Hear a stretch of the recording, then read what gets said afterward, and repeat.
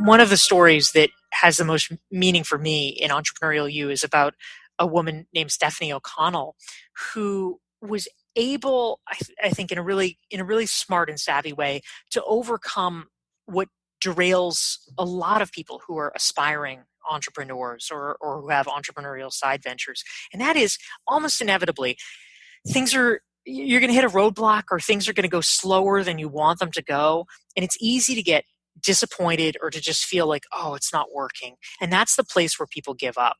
But instead, if you can focus on intermediate metrics of success, success, I think people just sometimes think, oh, well, success means when I make $1 million, or success is when I get on Oprah. But that's going to take a long time. Let's be honest. Hi, it's great to have you on Your Career Podcast. I'm Jane Jackson, and thank you for listening. If you're a new listener, why not subscribe to this podcast so you're the first to listen to each new episode that'll provide inspiration in your career? Just go to iTunes or Stitcher Radio if you use an Android device and click subscribe.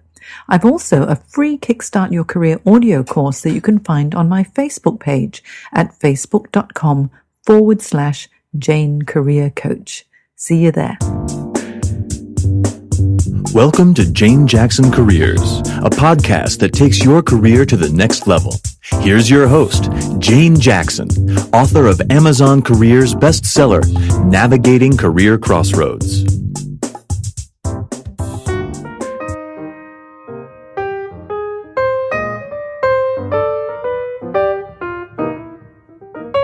Welcome back to my Careers Podcast, where I interview fascinating professionals who've made amazing career changes and are leaders in their field.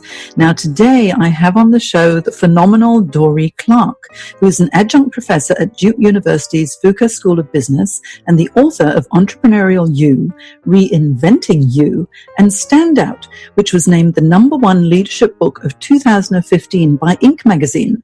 A former presidential campaign spokeswoman, the New York Times described her as an expert at self-reinvention and helping others make changes in their lives too. A frequent contributor to the Harvard Business Review, she consults and speaks for clients including Google, Microsoft, and the World Bank. And for something completely different, she also produced a multiple Grammy award-winning jazz album. So let's welcome Dorie to the show. Hi, Dorie. Hi, Jane. Thanks for having me. Oh, it's so good to have you on the show. And honestly, going through your bio and everything that you've done, you have reinvented yourself with this incredible portfolio career. So I can't wait to hear about it. But how about, to kick us off, you tell us a little bit about your early days and what your career aspirations were as a little girl. Well, thank you. I grew up in a small town in North Carolina, and it was kind of a strange place to grow up because it was a famous golf resort. So most people moved there to retire and play golf, and it's kind of what my parents did actually. And then I was born when they were older, and so anyway, I grew up in this little tiny town. So I was just starved for interesting exotic things. So what I most really wanted to do was be James Bond. I wanted to be a spy and have international intrigue. That was kind of my goal. Oh, that sounds really good. Me too. Okay, and so from being an international spy, which actually sounds very, I'm surprised you haven't actually done that, okay, because of all the other things that I guess you've I'm done. just not allowed to talk about it, right? Yes, or maybe I've got a secret like that too. But your career, it's amazing going through all the different things that you've done. Like you were a presidential campaign spokeswoman. Let me just read this. Hang on. Presidential campaign spokeswoman, a journalist, a lecturer, an author, a speaker, and now a strategy consultant. Plus, you had time to produce a jazz album that happened to win multiple Grammys as well. It's incredible. Can you tell us the journey to where you are today? Thank you. I'm going to be doing musical theater too. That's my newest one. Oh, I got accepted into a fellowship program for writing musical theater that it was going to start this fall, but I was launching Entrepreneurial You, my new book. So I asked if I could defer for a year. So I'm actually going to be getting that in the fall of 2018 instead. That's going to be amazing. Something completely different as well. Just as an aside, I used to be an amateur drummer many years Oh, ago in nice. Singapore, and I choreographed a number of shows for them, and was once invited to choreograph a very small professional production called Chameleon in Singapore, which was so much fun, but it was just on a very small scale. It sounds like you're going to be doing it on a much bigger scale, but how exciting. Oh, thank you. That's great. Are you originally from Singapore? I'm originally from Hong Kong. This is about you, Dorie. It's not about me. But no, I'm from Hong Kong, and then I lived many years in Singapore and in San Francisco as well. But now I'm based Very in nice. Sydney, and here you are in New York doing all these amazing things. So thank you for indulging me. Your accent didn't exactly sound Australian, so I wanted to know. No, I'm half Chinese, half English. But I've had a number of career changes as well, which is why I find what you've done so amazing, because you've really reinvented yourself many, many times. And then with your book, Reinventing You, obviously guides people through that whole process. So, and now you're going to be going through another reinvention with the musical theatre, which sounds great. So we'll be seeing you on the stage too in future. Not literally. I'm not going to be singing it. I'm just going to be writing it. Sounds wonderful. Okay, so what about the early days and when you were a journalist and you were a presidential campaign spokesperson? How did you get into all of that? Well, really, I think a lot of my reinventions, I mean, this is something that I talk about in my first book, Reinventing You, is that in a lot of ways, I kind of classify reinventions into two categories, which is, of course, the voluntary and the involuntary. There's some people that maybe they're wanting to make a change because for years it's just been brewing. They have some passion that they want to explore, and then it kind of becomes a question of, well, how do I know when it's the right time, and how do I get the courage to make the leap, and things like that. And those are important questions, and it's good to plan for them and to know how to do them well. And then sometimes there are situations where you are just pushed off the end of the pier and you have to figure it out because they're the involuntary transitions and the involuntary reinventions. And that's what I experienced myself. I started out, my first job after graduate school was as a political reporter. And after doing it for about a year, I got laid off, which is not surprising now necessarily. Journalists get laid off all the time. That's kind of the way of the world for them. But at the time, it was extremely uncommon, and I was not expecting it at all. And so I was kind of gobsmacked by it. And that memory, in many ways, inspired me later on to write the book Reinventing You so that other people could have the guide that I wish that I had, much more of a concrete roadmap, because I felt like in many ways my reinvention was just me flailing along trying to figure things out. But the transition that I ultimately ended up making initially was that again, a good strategy when you're reinventing yourself is to kind of think about the Venn diagram overlaps of adjacent places you could go. And so I had been a political reporter. I couldn't get another job as a reporter, even though that's what I wanted to do. So I said, well, I could do politics. And so I got an offer to be a spokesperson on a gubernatorial campaign, and I ended up accepting that and going for a while into politics, first working on that gubernatorial race and then on a presidential race. That's so interesting. I work with a lot of people who've gone through redundancies as well. And as you say, being laid off as a journalist, and it's actually happening in Australia a lot at the moment because, publishing is changing so much. It's going digital, and, there are designers and copywriters and editors all experiencing challenges as well. So when you experience that first redundancy or first experience of being laid off, was it a really emotional time for you, or were you quite circumspect about it, thinking, okay, I'm just going to find another role? Well, in many ways, right at the moment, it was a mixed blessing because I really didn't like my boss. And so on one hand, you feel like, well, okay, I'm relieved of that particular burden. And then on the other hand, they were extraordinarily, unbelievably cheap, and they gave me 4 days severance.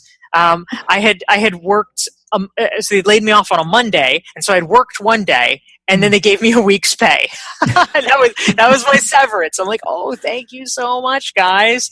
So I was making, I think it was $28,000 a year, and I had to somehow figure out how to support myself immediately, which was terrifying.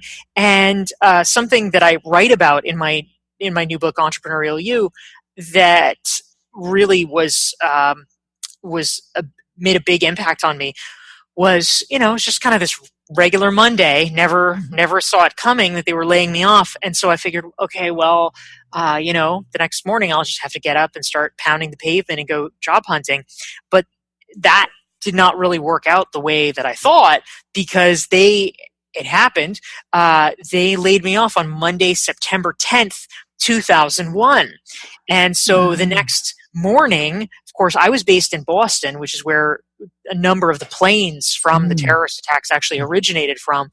So everything was just turned upside down. Yeah, people crazy time. Freaking out. Planes had stopped flying. The stock market stopped trading. Certainly no one's going to be doing an informational interview with an out-of-work reporter. This was not the time. This was the least of anybody's problems. And so in the midst of all of that, in the midst of this huge economic setback that it was crippling the economy and freaking people out because we did not know what was happening, I did not have a job and had to figure out somehow how to support myself. So yeah, it was definitely a scary time. Yeah, so not only the redundancy or having to find another job, it's really world events as well, which really put everything into turmoil. So you managed to land on your feet, though. I mean, what a time to be laid off. My goodness. So you reinvented yourself and you got this job as a presidential campaign spokesperson. And after that, your career also has transitioned into being a lecturer and, of course, multiple author. Now you speak, you're a strategy consultant. How did it progress from working within the government and then everything else that you're doing now? Yeah, well, I guess the most important and critical piece of all this, Jane, is that I worked on campaigns that kept losing. Otherwise, I might still be in politics. I might not have needed to reinvent myself. Yes. But again, reinvention comes from a lot of different well springs. There's only so much you can control. I couldn't control being laid off. To a somewhat extent, as a staffer, you have a little bit of control over the campaign, but let's be honest, you don't control the campaign. You don't control what voters do. And so I ended up working on a gubernatorial campaign that lost, and I worked on a presidential campaign that was really exciting, and it was this like very sexy campaign to be involved in, and we were doing really, really great in the polls, and it was sort of a formative moment in American political history. I worked for Howard Dean, who had a very meteoric rise in 2004, in the 2004 cycle, and was considered by many to be sort of the first candidate to really fully harness the power of the internet in his campaign. But he lost. And so I had to reinvent myself there. So it can take a while sometimes to find your way and find your footing. But really the secret for me when it came to reinvention was trying to take all of the disparate pieces. This is the part that's hard in the moment. And this is where, sometimes having a book or a framework like Reinventing You can be helpful. But you have to take the disparate pieces of your past experiences and try to line them up and make meaning of them and say, well, how do they fit together and how can they be recombined in new ways? And so for me, eventually, what I came up with, the immediate thing that I did after working on the political campaigns was I ran a nonprofit for a couple of years. And it was in that process, interestingly, that I realized about a year in, it kind of clicked all of a sudden for me that running a nonprofit was exactly the same thing as running a business. It's literally the same thing. You're not trying to make a profit that you keep, but you certainly need to keep the business in the black. And I thought, oh my gosh, I've somehow managed to learn to run a business. I should do this for myself. And so I took all of the pieces of the writing and the politics and the communication and the marketing, and I put them together. And a year year after that, I gave myself a little bit of runway, but a year after that, I ended up launching my entrepreneurial venture, which I've now done for the past 11 years. Yeah, the past 11 years has been really such a meteoric rise for you as well, because you identified your transferable skills and figured out how to leverage it into all these different areas. And then you wrote the book Stand Out, Reinventing You, and now Entrepreneurial You. So you're a master of reinvention and personal branding. Thank you.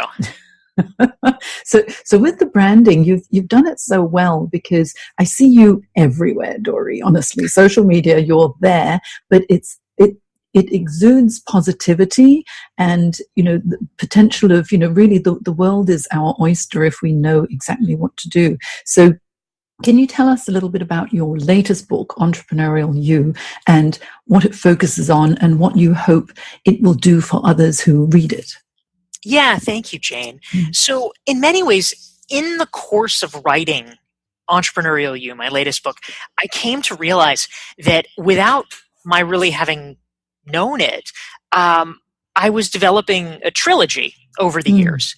Reinventing You, my first book, was of course about how to reinvent yourself into the job or into the career that you want to be in. The next book that I wrote, Stand Out, which came out in 2015, is about the next step, which is, all right, once you're in that job or once you're in that career, what do you do then? How do you actually get to be considered a recognized expert in your field? What does that take? What does that look like? And so I wrote about that process.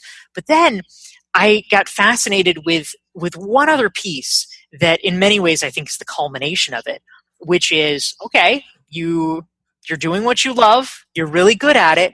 How do you make money at it? How do you create a thriving, successful, lucrative, sustainable career for yourself in that field? And that was the nut that I wanted to crack. And so in writing Entrepreneurial You, I interviewed 50 plus very successful 6, 7, and 8-figure entrepreneurs about the specifics behind their business model, exactly what they do, exactly how they earn revenue, and presented it to readers as kind of a smorgasbord for them to choose from about different forms of monetization that would seem right, seem comfortable to them and for their business, so that they can create their own personalized roadmaps and get some inspiration about how they can apply that in their own businesses. How interesting. And so with all of the information that you gathered from all of the different entrepreneurs that you interviewed, what would you say are the top 3 things that really stood out for you? Yeah, there's a lot of interesting pieces, of course, and I think that probably for each individual reader, they might respond to different things that suit their own circumstance or the questions that they're grappling with. But I can tell you, for instance, for me personally, part of why I wanted to write the book was I wanted to answer these questions for myself. I, over the years, had built up, a very strong 6-figure business, but probably like you or a lot of your listeners, I would periodically, raise my head and look around, and I'd see colleagues of mine who were doing these, they just launched a course and they brought in $3 million. And I'm like, how are they doing this? What is going on? What am I missing? And I wanted to learn about it for myself and to see if there were these big things that I was missing. So in particular, I was very interested in understanding more about the world of online courses. That was an area that I had dabbled in a little bit, but really wanted to grasp, and also learning more about ways to leverage live events, which was something that I had never done. And so those were a couple of particular areas of growth for me. So I interviewed people intensively about that. And then throughout the course of 2016, I did the interviews for Entrepreneurial You in January and February of 2016. And then I spent the year basically doing 2 things: writing the book and putting into practice what I learned by launching my first online course, Recognized Expert. And so I launched in April of that year a pilot, and in September of that year, I launched the full course.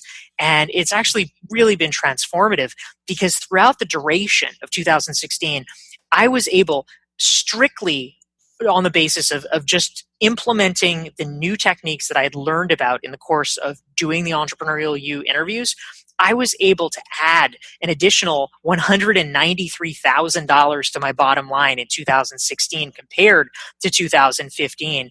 And for me, I was excited to be the first guinea pig for Entrepreneurial You.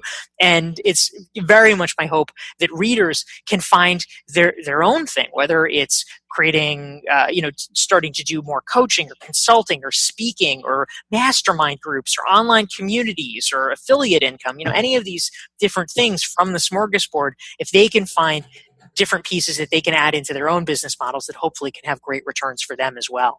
That's so interesting, because I know I'm also creating online courses as well at the moment, and it really is exciting. So it's lovely to be guided by you as such. But I think these days, because, there's so much organizational change and people feel quite anxious about their roles and they're dependent on the employer.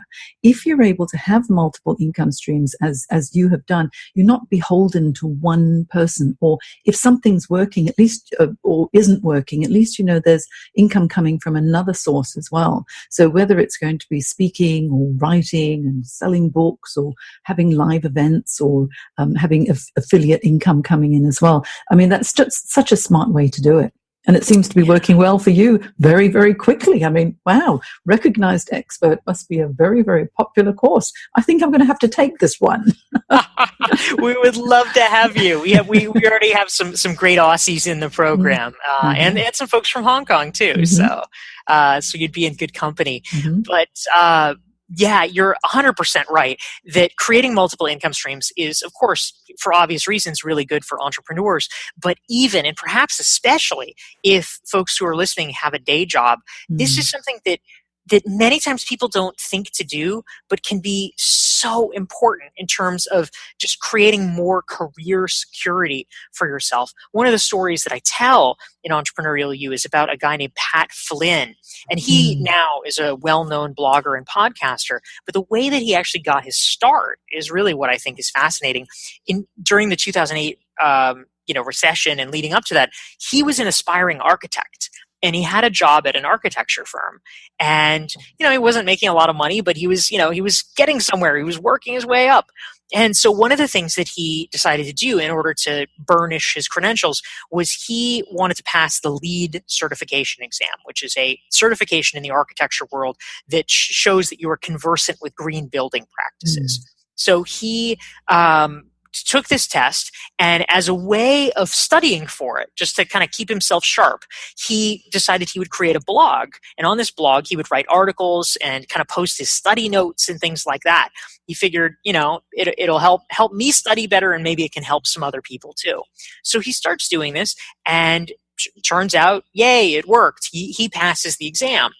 And so once he passes the exam, a thought occurs to him, which is, hey, I wonder if the people who are visiting this website, some of them might actually prefer to read all the study guide material in a book form rather than just, clicking on every article. All the material was there for free. And if people wanted to do it one little blog post at a time, they could. But he figured, you know what? People might be willing to pay a little extra for the convenience of just having a book. So he puts together this ebook that, so that people can read it on their Kindle or whatever. And he sets it up for sale on his website. The first month that it goes up, because he had built such strong search engine rankings, because his site was good and it was popular and it was linked to, he sold $7,900 worth of ebooks. And that actually turned out to be transformative for him for two reasons. One is that it was nearly twice as much money as he was making in his full-time job at the architecture firm. That was one thing. But the second thing is that right around that same time, just after he launched the ebook, he got laid off from his architecture firm in the midst of the 2008 recession. No one was building anything, so the architecture firms were just firing everybody. And so he lost his job. And the chances of him getting another job at a different architecture firm in the midst of the recession were not great. It was kind of like me trying to get another reporting job. It just wasn't happening. But he had so much success with that ebook, he looked at it and said, you know what? maybe there's something here. Maybe I could do something with this. And of course, now 10 years later, he has become a very successful online entrepreneur, is earning six figures a month with his blog and podcast. And it really all started with that small thing about creating a side income stream to complement his day job. And his podcast is one that I listen to as well, and it's so inspiring because he's fun to listen to. It really is amazing. But I love stories like that because it's really reinventing yourself. And I know when I'm working with my clients, so often they just feel stuck, and they're focused on one area. Got to get a job. But to be quite honest, the only thing we can ever rely on 100% is ourselves and our own ability. So if you think, okay, if someone's not going to pick me for a job, I'm going to pick myself and create my own career in a way, which obviously is what he's done so well and what you've done so well as well. So it must have been so interesting interviewing all of those different entrepreneurs for the book. Last year must have been just a fun ride. It was great. I packed in all of the interviews into January and February, so I was literally 2-3 times a day doing these very intense interviews with some of the greatest entrepreneurial thinkers out there. So it was like a fire hose of information, which was pretty exciting to take in. Yeah, the other day I was reading a couple of your articles because there's so many of them and they're all really good. And there were two that I really liked. One was what you wrote in 2011, long time ago, 5 things to stop doing in 2012. And reading through it, everything is still relevant now because we fiddle about too much, don't we? But the other article following on for it was 5 things to do now. And if you don't mind, I just want to go through those 5 things because I think it's going to be really helpful for everyone who wants to reinvent themselves as well. Indeed. One is read 1 book a month for professional development. Fantastic. 2, sleep more. Without a doubt, because it's practicing self-care, isn't it? 3rd is join a charity board, and your favorite, one of your favorite ones, it says, is animal welfare.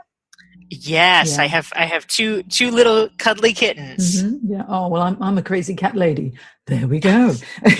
And the next one is ask for referrals. And too many people are afraid to ask for referrals, or they think, oh, it's I don't want to big note myself, or I don't want to impose. But so many people are quite happy to provide referrals if you've done a good job, but you ask, right? And then finally is leave work at a reasonable time. That's something I'm definitely taking note of, because the thing is that especially if you're an entrepreneur and you run your own business, you can work and work and work and not stop because it's your own baby. And usually you're so excited about it that you end up burning yourself out too. So I think these 5 top tips, are there any more that you want to add to that? Thank you for resurrecting them from the archives. Yeah, they're great. They're great. Yeah. Well, one other that I will add on, it actually comes from an anecdote that I learned about in the course of doing the interviews for Entrepreneurial You, and I loved this story. It was from a guy named Michael Parrish Dudell, who is a consultant who is perhaps best known for writing the book based on the television show Shark Tank, and when he was first deciding whether to start his own entrepreneurial venture, he gave himself a deadline because he realized that if he had a business that was a going concern as an entrepreneur, he knew he could do all the things. He knew he could do the marketing and the writing and all the tasks. But one thing that he had never done, which of course is critical to being a successful entrepreneur, is he had never made a sale. He had never closed a client, and he realized, he was smart enough to realize, I have to get good at that if I'm going to be able to have my own business. And so he knew it was the kind of thing that you could just procrastinate on forever because it's hard, it's tricky, it's complicated. Like, how do you do that? How do you land your first client? And so he gave himself a deadline, and he really wanted to launch his own business. But he said, if I give it my all for the next month, and I can't land a client in a month, I'm going to quit. And I'm going to say, you know what? Too bad. I'm not going to be an entrepreneur. I'll just go get a job. But he put the heat on himself. And I think that sometimes we're reluctant to do it because it's a lot easier to just kick the can down the road. But setting a deadline can be very powerful. And so I think in a lot of ways, if I can add another one to the list, it would be just start. Just do something. When we say land a client, it doesn't even mean, it has to be this, $50,000 engagement. It means literally get someone to give you some little amount of money. You're an entrepreneur if you can get someone to pay you $20 for a coaching session. Congratulations, you've done it. Entrepreneurship begins not when you read a book about it, not when you think about it. Entrepreneurship begins when someone gives you money for something. And if you can just get started, even if it's not the final form, even if it's not perfectly polished, even if you don't have a website yet or whatever, then it makes a difference and the momentum feeds on itself. I love that. I'm going to take that snippet and turn it into a sound bite to promote Dorie Clark. I like that. That's nice. Fantastic. Wonderful. Well, Dorie, it is such a pleasure talking to you, and I want people to know exactly where to find you. So you tell us, where can people find you? Thank you so much, Jane. So the best place that people can find me and more than 400 free articles that I've written for places like Forbes and the Harvard Business Review is on my website, which is dorieclark.com. It's DORIECLARK.com. And folks who are interested in entrepreneurship and creating multiple income streams in their own business, in addition, of course, to the book, Entrepreneurial You, I have a free resource that people can download, which is the 88-question Entrepreneurial You self-assessment. And folks can also get that right off the homepage at dorieclark.com. Perfect. It's the Entrepreneurial You self-assessment workbook. Is that right? Exactly. Yeah, perfect. I'm going to have all of the links to Dorie Clark and the self-assessment workbook in my show notes on janejacksoncoach.com, so people can just click through and get more insights from you. And are there any parting thoughts you want to leave with us, Dorie? Because I could talk to you all day, but you're a busy woman, and it is on a Sunday evening, even though it's a Monday morning for me here in Sydney. It's a Sunday evening for you in New York. So parting thoughts, so I don't keep you up too late. Yes, thank you. Yes, so I can leave work at a reasonable time, right? Exactly. Yeah, thank you. Well, I'm so delighted to be talking with you, and I would just say as a parting thought that one of the stories that has the most meaning for me in Entrepreneurial You is about a woman named Stephanie O'Connell, who was able, I think, in a really smart and savvy way, to overcome what derails a lot of people who are aspiring entrepreneurs or who have entrepreneurial side ventures. And that is almost inevitably you're going to hit a roadblock, or things are going to go slower than you want them to go. And it's easy to get disappointed or to just feel like, oh, it's not working. And that's the place where people give up. But instead, if you can focus on intermediate metrics of success, success, I think people just sometimes think, oh, well, success means when I make $1 million, or success is when I get on Oprah. But that's going to take a long time. Let's be honest. That's not going to happen in a month. That's not going to happen in 6 months. You need to work toward it. And so how do you know you're making progress in a month or in 6 months? And so Stephanie told me that something that she always did was she celebrated the small wins and recognized them for what they were. And she said, she thinks about times when she had been blogging for free for so long, and the first time that someone actually offered to pay her money to blog. Now, it wasn't a lot of money. It was like $20. But she said she took that as a sign that someone else thought her work was worth paying for. And if we can put it in that context, and if we can realize that it's a process, and you have to celebrate each step along that process, it can give you the courage and the motivation to keep going, even when it's challenging, or even when it's just slower than we'd like. Absolutely inspirational. This is going to be fantastic for all of my listeners. And I'm so lucky that you came on the show today.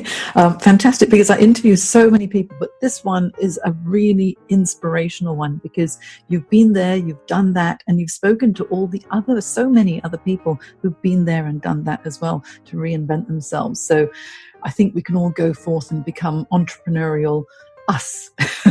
Yes, well. I love it. So thank you so much, Dorie. I hope that in about 6 months' time, may I get you back on the show again and let me know how things are progressing for you?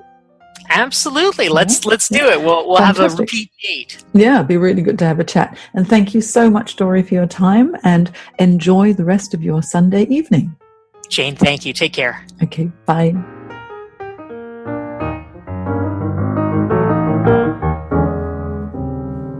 If you'd like to find out how coaching can help you, visit janejacksoncoach.com, where not only will you be able to listen to other fascinating interviews from professionals who've made amazing career changes, you'll also be able to download some free ebooks and guides on how to manage your career effectively. You've been listening to Jane Jackson Careers. Sign up to receive regular career advice at janejacksoncoach.com.